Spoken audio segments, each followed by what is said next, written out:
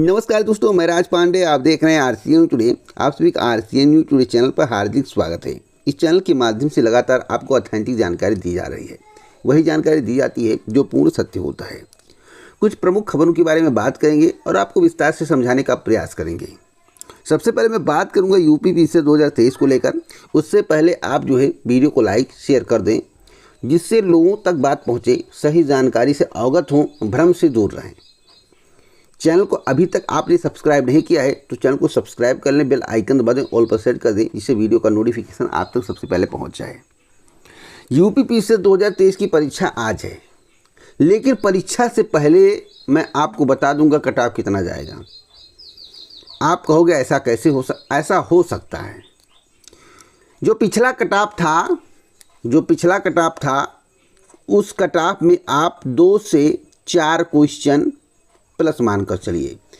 अगर correct question की बात करें तो 2 से 3 क्वेश्चन कंफर्म है इंक्रीज होंगे, बढ़ेंगे।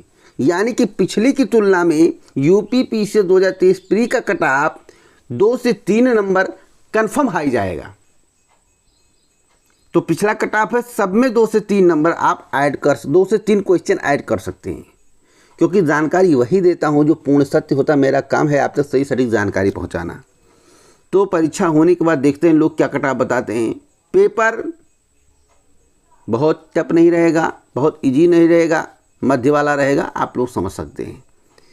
पहले ही बता देना मेरा काम है, क्योंकि जब मैं पहले नहीं बताता हूँ तो मुझे बेचैनी महसूस होती है, क्योंकि कोई जानकारी सबसे पहले बताना मेरा काम है। 6 महीने पहले बताना मेरा काम है। तो देखिएगा कि मेरी बात सही हो रही या नहीं। मेरी बात गलत निकलेगा, चैनल को अनसब्सक्राइब कर देना। मैं डंके की चोट पर कहता हूँ, ऐसे वैसे नहीं बोलता हूँ। अब आपको इस बात पर विश्वास नहीं होगा, कोई बिना परीक्षा के कट ऑफ कैसे बता सकता है। तो भैया, बिना परीक्षा के कट ऑफ बताने वाला मैं ही हूँ, समझ रहे हो। इसलिए वीडियो को पूरा वॉच करें, समझने का प्रयास करें। यूपी लेखपाल भर्ती में बनाई जा रही है हवा। यूपी लेखपाल भर्ती परीक्षा परिणाम जारी हुआ। 75.50 कट ऑफ गया। ओबीसी, जनरल, ईडब्ल्यूएस और कट ऑफ को देखकर सब अचंभित हो गए। मैं आप सभी को बताना चाहता हूं, जो डीबी स्कीप की प्रोपेगेंडा चलाया जा रहा है उससे कुछ नहीं होने वाला है।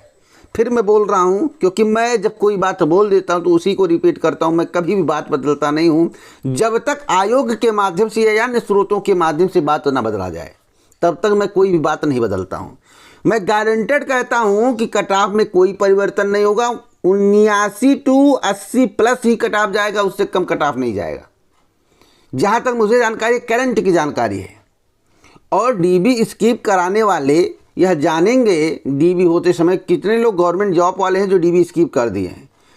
मैं कभी किसी को मूर्ख नहीं बनाता हूं। बस इतना कहूंगा, अगर आज आपको मेरी बात गलत लग रही है, आप मेरी बात पर विश्वास नहीं कर रहे हैं, बस वेट कर लीजिए, डीबी हो जाने दीजिए, कट ऑफ आ जाएगा, तब विश्वास आपको हो जाएगा।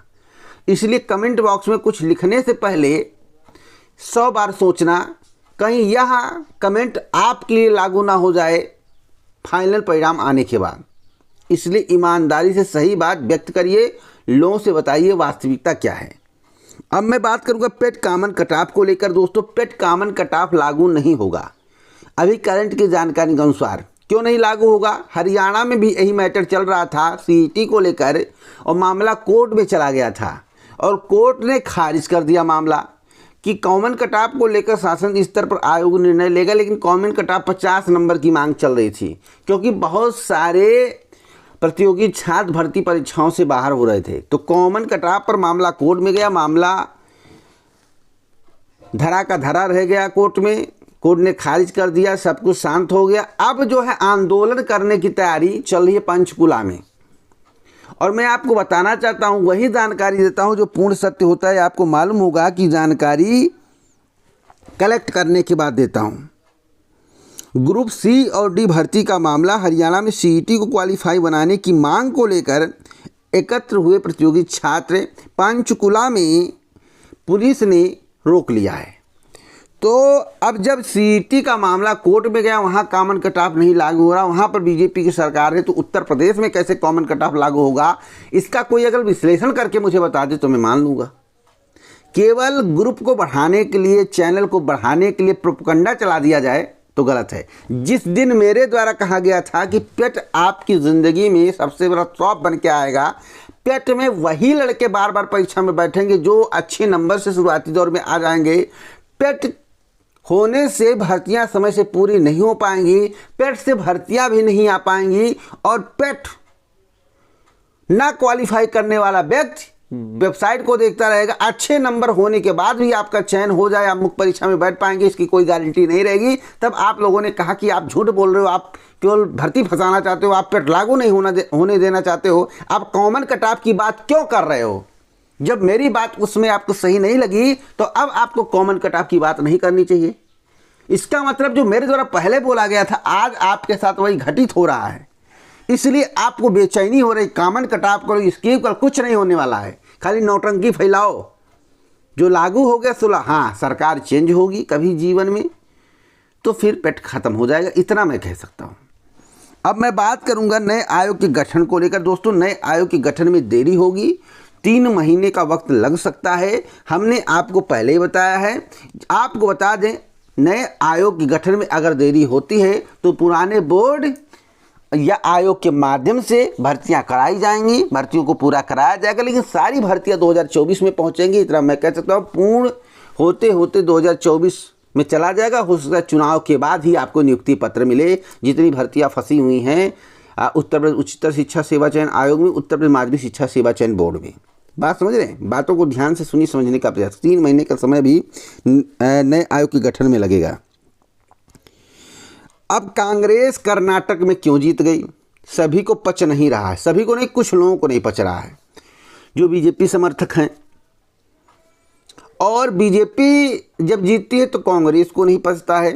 अब खेला कर्नाटक में क्या हुआ जिसके कारण बीजेपी जीत गई? आप लोग कहते हो कि कांग्रेस ने संभव को संभव बना दिया और बजरंग बली, बजरंग दल इत्यादि मुद्दे आए, लेकिन उस पर लोगों ने वोट नहीं दिया। देखिए, कर्नाटक की हम बात करें, कर्नाटक में 83% से ज़्यादा हिंदू आबादी है और बीजेपी वाले कहते हैं हिंदू की पार्टी है, हमारी पार्टी हिंदू की पार्टी है। बात समझ रहे हो? कुछ लोग अंधभक्त भी कहते हैं कि बीजेपी हिंदुओं की पार्टी है, यानी कि 83% से ज़्यादा हिंदू कर्नाटक में होते हुए अगर कांग्रेस को 136 सीट मिल जाए, 135 सीट मिल जाए, तो बताइए कि कांग्रेस को हिंदुओं ने वोट दिया या नहीं दिया? आखिरकार वहाँ पर मोदी जी का जादू क्यों नहीं चला, जबकि 19 सभाएं की गई थी मोदी जी के द्वारा, रोड शो को मिला लिया जाए और वो तो उससे ज़्यादा हो सकता है। अब सवाल है कि मुस्लिम आबादी कितनी थी?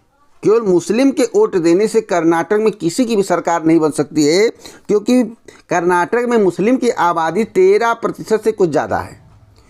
तो 83% जो है हिंदू आबादी, 13% जो है मुस्लिम आबादी, और ईसाई की अगर हम बात करें तो 2%, जैन की बात करें तो 0.78%, और बौद्ध की बात करें तो 0.3%, बाकी में सब हैं। तो बताइए, हिंदुओं ने सपोर्ट किया, ओबीसी भी सपोर्ट में आए, तब जाकर कहीं कांग्रेस की सरकार कर्नाटक बनी है, और पूर्ण बहुमत नहीं, प्रचंड बहुमत से बनी है। इसका मतलब है कि सभी लोग यह समझ गए हैं कि वर्तमान सरकार मुद्दे पर बात नहीं कर रही है। देखिए, सबको रोजगार चाहिए, पुरानी पेंशन चाहिए, डेवलपमेंट चाहिए। बजरंग बली, बजरंग दल से आप किसी को कोई लेना देना नहीं है। और सबसे प्रमुख मुद्दा जो था, मैं 4 मुद्दा बताना चाहता हूं जो कि मेरे द्वारा कर्नाटक चुनाव के बारे में पहले ही बताया गया था। उस वीडियो का लिंक भी मैं आपको दे दूंगा, अगर आप कमेंट बॉक्स में कहेंगे तो टेलीग्राम पर पोस्ट कर दूंगा। सुनिएगा कि 4 महीने पहले मेरे द्वारा क्या बताया, 3 से 4 महीने पहले जो बताया गया वही हुआ। देखिए, वहाँ पर पुरानी पेंशन बड़ा मसला था, पहला मुद्दा, बेरोजगारी दूसरा मुद्दा, महंगाई तीसरा मुद्दा, और रिलीजन को लेकर, धर्म को लेकर मतलब संयुक्त रहें, एक साथ रहें, यह चौथा मुद्दा था। क्योंकि लोग मानते हैं, कुछ लोग मानते, कुछ लोग भाई जो बीजेपी के समर्थक होंगे वो नहीं मानेंगे, बीजेपी के समर्थक नहीं मानेंगे इस बात को। कुछ लोग कहते हैं कि बीजेपी तोड़ने का काम करती है, जोड़ने का काम नहीं करती है। फुटमत से कैसे जीता जाए यह हकवर्क करती है। भाई मैं इसके बारे में कुछ नहीं कर सकता, लोगों की बात बता रहा हूँ। और मैं आपको बताना चाहता हूँ ईमानदारी से कि लोग अब जानना शुरू किए हैं कि वास्तविक क्या है, वास्तव में क्या हो रहा है। तो आप समझ जाइए, अब जब भी चुनाव होगा तो ये धर्म वाली बात खत्म हो जाएगी, रिलीजन पर बात जो चलता था अब संयुक्तता पर बात चलेगी कि एकत्र होकर सभी लोग रहें, चाहे हिंदू हो, मुस्लिम हो, सिखाई हो, कोई भी हो, एकत्र होकर रहें, साथ रहें। डेवलपमेंट की बात होगी और शिक्षा की बात होगी, बेरोजगारी की बात होगी, महंगाई की बात होगी, अच्छे अच्छे वर्क की बात होगी, उसी मुद्दे पर चुनाव होगा। पुरानी पेंशन की बात होगी, ना कि यह बजरंग बली, बजरंग दल, कब्रिस्तान, शमशान, इन सब पर बात होना धीरे धीरे अब बंद हो रहा। आप देख सकते हैं, आपके सामने नतीजा है। कुछ लोग कहेंगे क्या कर्नाटक में ईवीएम खराब नहीं थी? मैं आपको बता दूं, कोई भी ईवीएम हो, अगर वह खराब हो, टेपरिंग भी हो कि 4 वोट पड़ेगा, 1 वोट जो है दूसरे पार्टी को चला जाएगा जो टेपरिंग करवाया होगा, अगर ऐसा मान लेते हैं तो 4 वोट में 1 वोट जो है उसी को जाए। अब बताइए, ज़्यादा से ज़्यादा वोट जो है किसी एक पार्टी को पड़ जाए तो 1 वोट मिलेगा, उसका 3 तब भी प्लस में रहेगा, तब भी वह जीत जाएगा। बल्कि यह माना जा रहा है कि ईवीएम में गड़बड़ी है, 4 पे 1 वोट जा रहा है, लेकिन 4 के 4 वोट या 3 वोट सीधा सीधा कांग्रेस को पड़ रहा है, तब जाकर कहीं जो है 1 वोट इनको मिल रहा है। तो यानी कि 3 कांग्रेस प्लस है ना, 1 वोट 2 प्लस है ना, तब जाकर कांग्रेस की प्रचंड बहुमत वहां पर आई है। अब यह कोई कहे दे कि ईवीएम में कर्नाटक में गड़बड़ी नहीं थी जब कांग्रेस जीती, तो यह गलत है। ईवीएम को बैन करना चाहिए, अभी भी सभी पार्टियों की यही मांग है। सत्यता को पहचानिए।